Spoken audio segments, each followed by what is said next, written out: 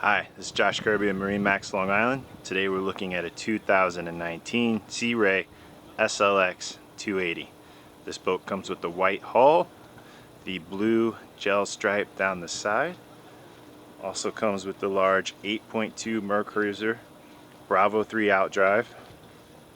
It's got the upgraded light package, so interior LEDs and in-water LEDs out the back. This comes with the dune brown interior. Comes with the woven seafloor. This boat has the optional fridge right underneath the seat there. Comes with the upgraded sound system and subwoofer.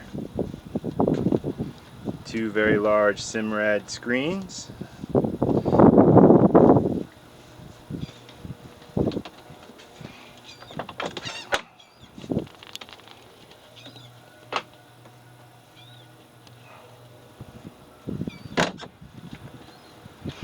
The bow, it comes with the filler cushion to make a very large sun pad up here.